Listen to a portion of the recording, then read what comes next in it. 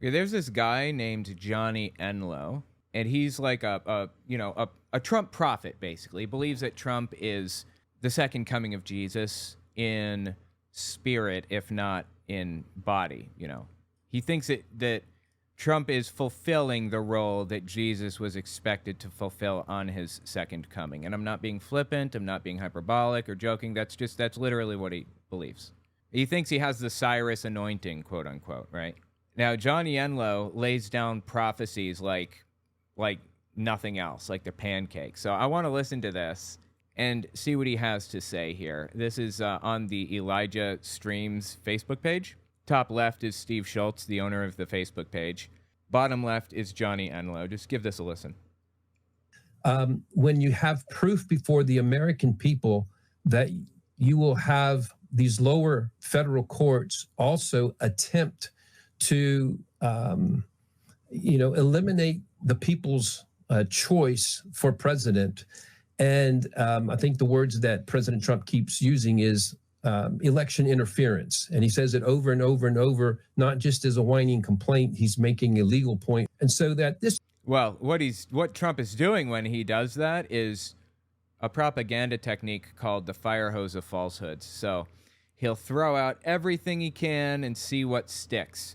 What people start repeating in the forums, on Reddit and on his ex subreddit, the Donald, it's moved over to a website called patriots.win, where whatever they're saying there, whichever propaganda they're repeating there, that's the one that he really sticks to. That's the one that seems to be landing with people. So he threw out a billion different types.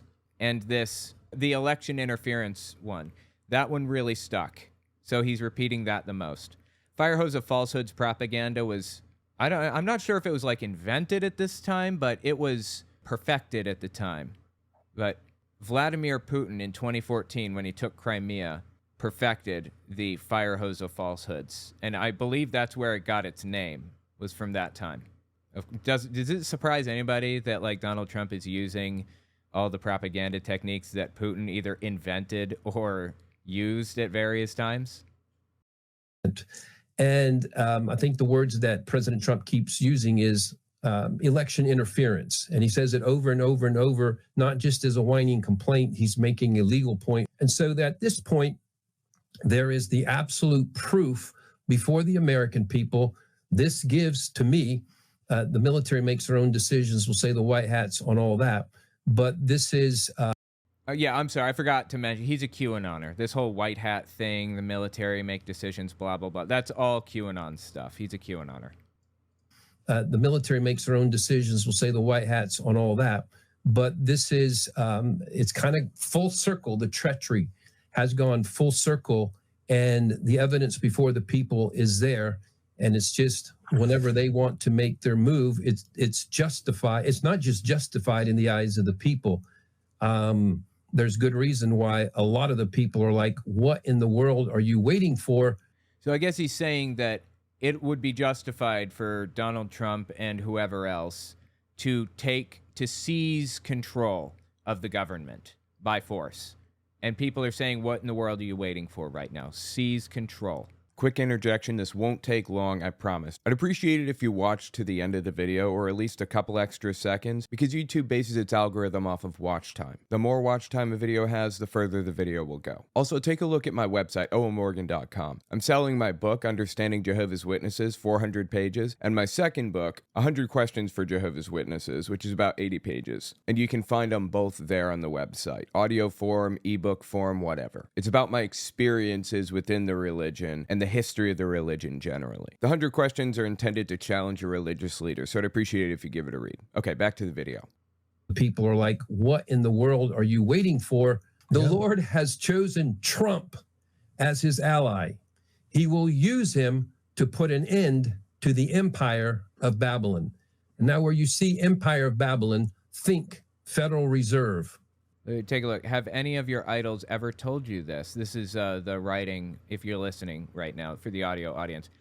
This is written on the screen here. Have any of your idols ever told you this? Come, all of you, and listen. The Lord has chosen Cyrus as his ally. He will use him to put an end to the empire of Babylon. If you're unfamiliar with the time period, the nation of Israel existed as its own autonomous entity, right? So we had Israel at the top, and then south of Israel was a country called Judea. And Judea was home to a number of different tribes of Israelites. I think the tribe of Benjamin and the tribe of Judah lived in the south in Judea. And there's a southern bias all through the Old Testament, like through the Torah, the first 5 books of the Bible. It's very clear that whoever wrote it, it wasn't Moses, by the way. Moses wasn't even real. Whoever wrote it had a bias against Israel and the other 10 tribes or so that were in Israel. Anyway, Israel and Judea existed there together. And then Nebuchadnezzar took the leadership position in Babylon, which is in modern-day Iraq. So think about where that is. Israel's over here. Israel's over here, Iraq over here, roughly. It's called the Fertile Crescent that stretches around across Babylon and past Gaza and a little bit into Egypt. So Babylon, the Babylon Empire, orders Israel and Judea to pay tribute to him. And as long as they pay tribute, they can continue to live and control the area in an autonomous kind of state. After the 4th year of that tribute being paid, they said, no, we're not paying the tribute anymore. Israel did. And Nebuchadnezzar comes in and invades and takes some Jews into captivity with him. And they set up another makeshift government. I believe, was it Zedekiah who took control after they took the first tranche of Jews to Babylon? I don't remember. Anyway, in 586 BCE, Nebuchadnezzar came back and destroyed Solomon's temple, temple number 1. The way that we know that date specifically is because we have a bunch of tablets, basically receipts that the Babylonians kept. I mean, they were impeccable record keepers, and they used to sign their clay tablets with star charts to show a date and a time for when this happened. And it wouldn't have happened for another 1,000 or 2,000 years, that specific arrangement of the stars. So that's how we know that it was 586 BCE, beyond a shadow of a doubt. That's contested among Jehovah's Witnesses and them only. Anyway, Nebuchadnezzar comes back in 586 BCE, destroys Solomon's temple, destroys the entire government, the makeshift government that existed there. But Jews remained in kind of communes in the area. There just wasn't a central government anymore. So they took, I don't remember, I think 5-6% of the Jews into slavery in Babylon. It's significantly lower than the Bible claims. And after a short time, I don't think, maybe 30 years, I don't remember, after some number of decades, the Persian Empire swept in. King Cyrus of the Persian Empire, they sweep in and they take control of Babylon. They dethrone the leadership and they write a decree freeing the Jews, allowing them to go back to their homeland if they would like. And there was a slow trickle. Some of them stayed because they, had families there, and some went back slowly. So King Cyrus, though he's not Jewish or affiliated with that religion at all, he's viewed as a special figure who freed Jews from captivity in Babylon. And this story is used as like a, what do you call it? Like a analogy for modern day stuff all the time. Not just by like Jehovah's Witnesses, but obviously by Johnny Enlow and a bunch of other people.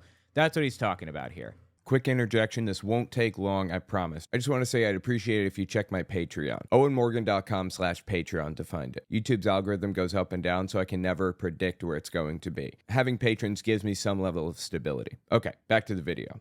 So it says, "Come, all of you, and listen. The Lord has chosen Cyrus as his ally." Cyrus, of course, being Donald Trump in their mind. He has the Cyrus anointing, as they say, as Johnny Enlow says. He, God, will use him, the person who has the Cyrus anointing, Donald Trump, to put an end to the empire of Babylon. Babylon the Great in the Bible is usually used as an analogy for false religion, for evil, for Rome, the big bad country who's oppressing God's people, basically. So Donald Trump is going to come along and put an end to false religion. That's what this means. what this writing means. Now let's listen again a little bit to what Johnny Enlow's saying here. The Lord has chosen Trump as his ally. He will use him to put an end to the empire of Babylon. And now where you see empire of Babylon, think Federal Reserve, central banks, Rothschild dynasty. Oh boy, we're going down some serious anti-Semitic conspiracy theories here. This is a prophetic decree, declaration, a statement in the face of what just happened. That means that Johnny Enlow is claiming to hear these things from God directly. God is giving him this information to disseminate to the rest of the world. It's a prophetic decree from Johnny Enlow. Get help, bro. Seriously. I feel bad for him, honestly. This is a prophetic decree, declaration, a statement in the face of what just happened. The Lord has chosen Trump as his ally. This ultimately is God's plan. Trump, for those who don't know the story of Cyrus out of Isaiah 45, Babylon was the nation he had to take down. So that is what's being taken down now. The Federal Reserve, even the religion of those who are what we would call the deep state, the Illuminati. The Illuminati. Those that are part of the cabal, this ruling, corrupt, pedophilic elite around the world. They really religiously connect completely with the same practices, even the same gods as Babylon, the same Babylon that Cyrus had to deal with. Holy Christ on a cracker, dude. This is a wild conspiracy. If you caught it there, he said cabal. The word cabal refers to Jewish people directly. Cabal is short for Kabbalah, which is like a method of meditation. It's found in the book of Zohar, which isn't in every Jewish holy book. Jewish holy books contain the Old Testament, largely, same as the Bible, and then a few books on top of that, just basically writings throughout the ages. So the belief among certain Jews is that when Moses came down from the mountain with the commandments, it wasn't just the commandments that he came. He came with oral commandments too, not just the written ones. And Jews were instructed to keep the oral commandments and not write them down. But after the temple was destroyed for the second time, this group of Jews who believed in the oral commandments, not every one of them did, the ones that believed in the oral commandments decided, okay, it's time to write these down and we're going to lose it forever. Those Jews were called the Pharisees, the ones that believed in the oral commandments. And that is our modern day Jews. That's the movement that modern day Judaism was birthed out of. The cultural values and behaviors and interests and ideals and all of that, it all came from the Pharisaical movement, also known as Rabbinic Judaism. Anyway, the books that they wrote are supposed to represent the oral commandments that came from Moses off the mountain, among other things. And one of the books is called the Talmud, basically. There's a Jerusalem Talmud, and there's another, a Babylonian Talmud and a Jerusalem one, I think. I forget. One of them is more recent by a few hundred years than the other. And it's a lot more detailed, and it's better translated and much clearer. And it's generally the one that's used by modern-day Jews. Anyway, that's the holy book that they use, by and large. The Old Testament, the Torah, and then the Talmud, and so on and so forth. And in this collection of holy books, within their Bible, they have a book called Zohar. In the book of Zohar, it talks about something called Kabbalah. The claim about Kabbalah is very mystical and secretive, but ultimately what it boils down to is it's just a form of meditation. And they say that, like yoga or mindfulness or whatever, they say that if you master this meditation, you can become one with God and you can exhibit incredible powers like moving things with your mind, telekinesis and stuff. But the last master of Kabbalah to be able to do that died, and the secrets died with him. I mean, it's obviously all nonsense, but you know what? If people want to meditate, then go nuts. So the point here that I was so laboriously getting to is that the word cabal is from Kabbalah. When people refer to the cabal, whether they realize it consciously or not, they're talking about Jews. Just add a little more context to the cabal or Kabbalah thing. The way it's described is a man wanders off in a direction that no one has ever gone before. One goes off into the desert. He comes back and he says, I just saw something incredible. It's an animal that had a neck like a giraffe and a face like a bird, like an eagle, and feet like an otter or whatever. And it was like, what? Doesn't make any sense. So another guy goes out to see what he's talking about. He says, you're right, there is something out there, but it's not the way you described it. It has the mouth of an alligator and the feet of a platypus and, so on and so. It was just like really weird, incongruent descriptions of this thing that they found out in the wilderness. Until the third guy goes out. He says, I'm going to settle this once and for all. He finds the creature, kills it, drags it back to camp, and they all look at it and they see for themselves and understand why everybody described it the way that they did. As the reader, you're not supposed to be able to understand that because you haven't seen it yourself. So the point is that Kabbalah is not understood by anybody unless you have opened your mind and achieved the highest tier of meditation in Kabbalah. You don't understand anything about it, and it doesn't make any sense. Anyway, that's Kabbalah for you. I thought it was kind of an interesting story. I looked into it pretty deeply a while back. The point is that this guy, whether he realizes it or not, hates Jews, blames Jews for all of his problems, and loves Donald Trump, and thinks that Trump is effectively the second coming of Jesus. That is absolutely wild. Tell me what you think about it in the comments.